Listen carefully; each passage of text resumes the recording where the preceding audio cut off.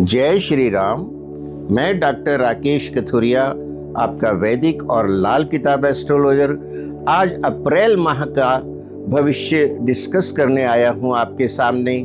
अब हम जानेंगे कि अप्रैल के प्रारंभ में ग्रहों की क्या स्थिति है। शुक्र मेष राशि में है, सिंह राशि में केतु हैं जो कि अपने नक्षत्र मघा में आ चुके हैं, कुंभ राशि में राहु और साथ में मंगल बुध हैं, तीन ग्रह साथ में बैठे हैं।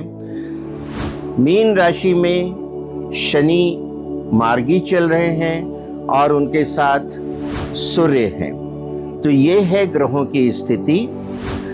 और अब जो इससे मुंडेन अफेयर में क्या प्रभाव आएगा। शनि और सूर्य परम शत्रु हैं और सूर्य 15 तारीख तक यही रहेंगे। तो जब सूर्य और शनि इकट्ठे हैं, ये जबरदस्त अंगारक योग है और ये आपस में पास आते चले जा रहे हैं, जिससे कि राजाओं की जो ईगो है वो बहुत भड़क रही है, आपस में उनकी दुश्मनी बहुत बढ़ रही है। जगह जगह जल के अंदर शनि पे वार हो रहे हैं, यानी कि जो तेल के टैंकर हैं पेट्रोलियम के, उन पे गोले बरसाए जा रहे हैं, वो जल रहे हैं। जो ऑयल फील्ड हैं, रिफाइनरी हैं, उन पे बम्बार्डमेंट हो रही हैं, यानी कि सूर्य शनि को जला रहा है। और ये योग जो है एक भयंकर योग जो है, कहीं छत्रभंग को दिखाता है, कहीं जो बड़े राजा हैं, देशाध्यक्ष हैं, उनकी असैसिनेशन का खतरा है। और कुंभ राशि में बैठा हुआ राहु और मंगल भी प्रबल जो है योग बना रहा है, अंगारक योग बना रहा है। साथ में बुध है।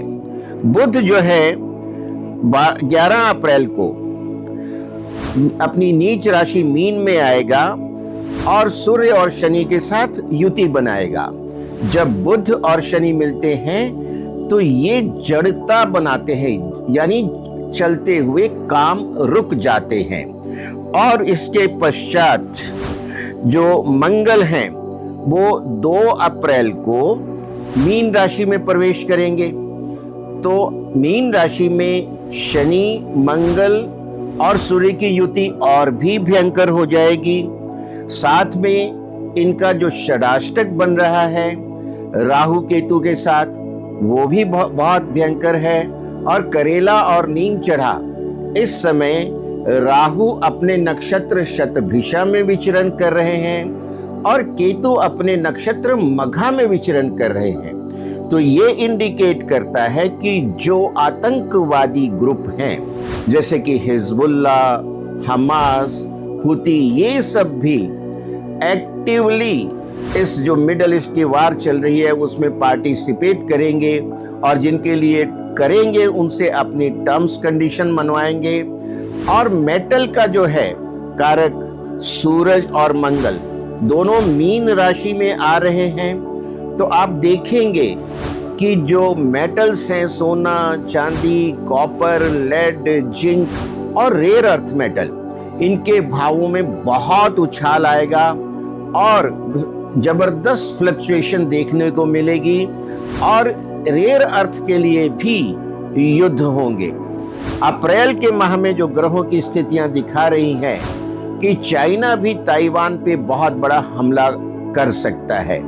और इधर जो अमेरिका शांत बैठा है और कह रहा है कि ये विड्रॉ कर रहा है इस युद्ध से, ये सच नहीं है, क्योंकि राहु केतु अपने नक्षत्र में बैठ के झूठ बुलवा रहे हैं। और ट्रम्प साहब का लगन भी सिंह लगन है और उसमें केतु अपने नक्षत्र मघा में आ गया है। ये गुप्त योजनाएं बन रही हैं, ये तूफान के पहले की शांति है और कहीं एटम बम बरसाने की तैयारियां दिखती हैं। तो विश्व को सावधान रहना है। गुरु जो है मिथुन राशि में मार्गी गति से चल रहे हैं। शुक्र अपनी स्वराशि वृषभ में आ जाएगा 19 अप्रैल को। शनि मीन राशि में मार्गी गति से चलते रहेंगे। और बुध जो 11 अप्रैल को मीन राशि में आ रहा है, अपनी नीच राशि मीन में, ये सबकी बुद्धि भ्रमित कर देगा। और ये आप देखेंगे कि युवराज है और सब में कंफ्यूजन पैदा करके युद्ध को और भड़काएगा, क्योंकि किसी की बुद्धि सही दिशा में चलने ही नहीं देगा। और ये जब तक 15 डिग्री नहीं छू लेता मीन राशि में, इसकी नीचता बढ़ती चली जाएगी डे बाय डे, और ये देशाध्यक्षों की बुद्धि को भ्रमित करता रहेगा। ये स्टॉक एक्सचेंज का भी कारक है, तो बहुत ज्यादा स्विंग देखने को मिलेगा। कभी स्टॉक मार्केट बहुत नीचे जा रही है, कभी बहुत ऊपर आ रही है। क्षण क्षण में ये रूप बदलेगी, एक एक देशाध्यक्ष के स्टेटमेंट पे, एक एक आतंकवादी ग्रुप की एक्टिविटी के अनुसार। तो मेरी ये सलाह है जनमानस को कि इस समय शेयर मार्केट से दूर रहेंगे, इसी में उनकी भलाई है। और ये युद्ध की परिस्थितियां भड़कती चली जाएंगी। कोई भी चीज अभी दिख नहीं रही है कि युद्ध को शांत कर दे, और देशाध्यक्षों को अपनी जान की सुरक्षा पे विशेष ध्यान देना है। पब्लिक लाइफ में नहीं आए वो। और ये जो चतुर्ग्रही योग बन रहा है मीन राशि में, इसका जो द्विद्वादश प्रभाव है केतु और राहु के साथ, ये और भी भयंकर है। और 14 तारीख को, 14 अप्रैल को जब सूर्य अपनी उच्च राशि मेष में प्रवेश करेंगे, तो लगता है लोगों को कि शायद कोई राहत आए। कोई राहत आने की संभावना इसलिए नहीं है कि सूर्य जब अपनी उच्च राशि मेष में जाएगा तो राजाओं की ईगो और ज्यादा भड़केगी, और ज्यादा वो जो उन्माद में आके युद्ध को आगे बढ़ाएंगे।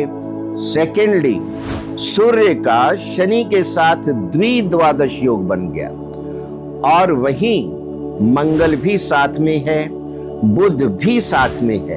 तो ये परिस्थिति द्विद्वादश की युद्ध को और भड़काएगी।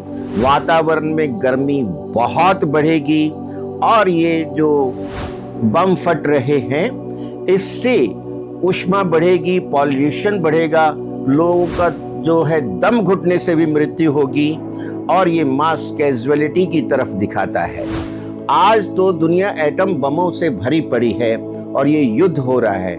मुझे याद है जब मैं छोटा था, ये गाना है कोई 70-80 साल पुराना, तो उस समय जो सृजन किया, जिस लिखने वाले ने लिखा, उसकी सोच देखिए। गाने के कुछ लाइन बोलता हूं जो आज 70-80 साल बाद भी एकदम सटीक बैठती है।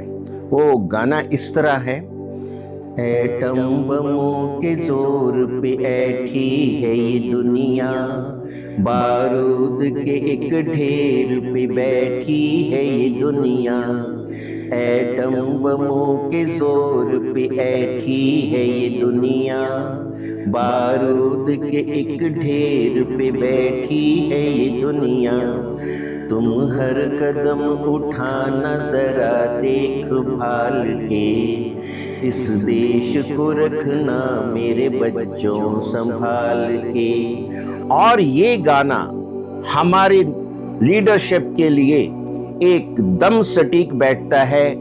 जब एक एक कदम सोच समझ के हमारी लीडरशिप उठा रही है, और ये हरमेज से जो टैंकर हैं दूसरों के नहीं जा पा रहे, भारत के तेल टैंकर हमारी लीडरशिप की ऑनेस्टी, क्वालिटी और इन्फ्लुएंस के कारण लगातार आ रहे हैं, और हमारे देश में तेल, गैस, एलपीजी किसी चीज की कोई कमी नहीं हो रही है।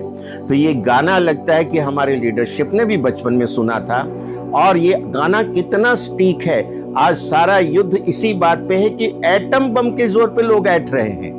आपको ध्यान होगा पिछले साल जो पाकिस्तान से युद्ध हुआ था, तो वहां का मदरसा छाप, वहां का मोची, वहां का खोमचे वाला, वहां का पान वाला, हर कोई ये कहता था मैं भारत पे एटम बम फेंक दूंगा।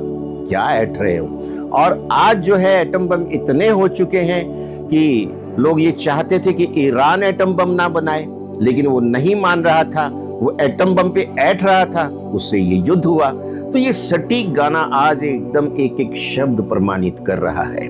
और ये युद्ध को जो बहुत ज़्यादा बढ़ावा दिया जा रहा है देशों द्वारा, आतंकवादियों द्वारा, इनको भगवान सद्बुद्धि दे और परिस्थितियों में सुधार हो। प्राकृतिक आपदाएं भी बहुत आने की संभावना है और कोई महामारी भी फैल सकती है। ये तो हमने बात की मंडेन अफेयर की, जो चल रहा है और क्या होने वाला है। प्रभु से हम प्रार्थना करते हैं कि विश्व का कल्याण हो, प्राणियों में सद्भावना हो, सर्वे भवन्तु सुखिनः, सर्वे सन्तु निरामय। जय श्री राम।